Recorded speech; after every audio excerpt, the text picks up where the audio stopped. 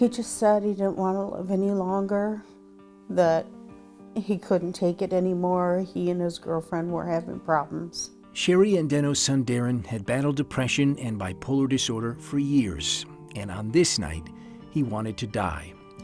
So he came here to Forest View Psychiatric Hospital in Grand Rapids for help. After his 5th day there, doctors wrote he was anxious and paranoid, his anxiety level an 8.5 out of 10. But only 2 days later, doctors said he had improved and was well enough to be released. His family wasn't so sure. The day they let him out, I begged with them not to do it. And I said, at the very least, let me pick him up. Darren took a taxi instead, and within hours of his release, he would return home and take his life. My oldest son came in, and he said, "Mom, Darren's gone." I said, "How? He just got out. How?"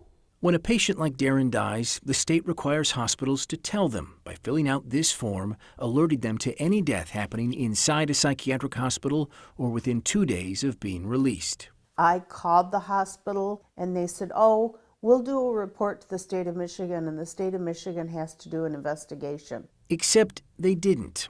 Not in Darren's death, and scores of others we've uncovered, from patients who took their lives only hours after being released to others who committed suicide in the very hospital supposed to make them better.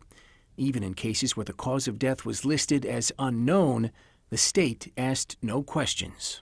In and out of the hospital, and they would just keep releasing her. Alyssa Negus' struggle with mental illness lasted most of her life. Her sister, Rayanne, remembers the last time she saw her on her birthday. I said, "You look rough. You need to do something." And she got teary-eyed and said, "I'm trying," and got in her car. Alyssa admitted herself to St. Joseph Mercy Hospital in Chelsea, requesting treatment for suicidal ideation. Records show she was there for about 2 days before being discharged. The night of her release, according to police, Alyssa pulled off on the side of the highway, got out of her car, and stepped into traffic.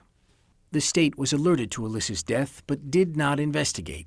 In fact, of the 151 psychiatric deaths since 2016, state officials investigated just 2. If they're just stamping it and putting it in a pile, that's my daughter. Like, she don't matter.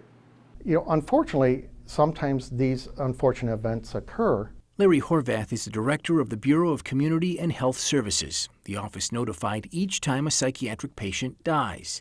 He declined to be interviewed for this story, but did speak with us back in October, telling us that the law, as written today, doesn't require the state to investigate patient deaths.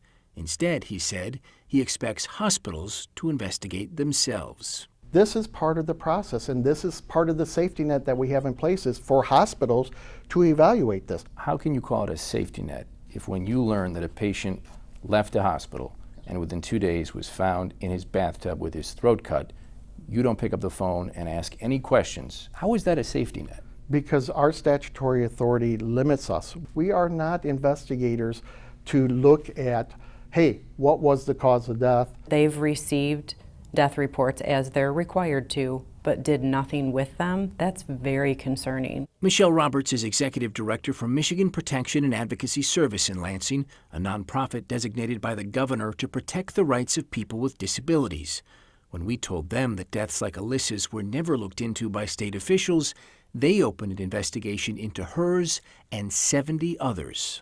There could be systemic issues and avoidable problems that could have been addressed had they just looked. Soon, they may have to.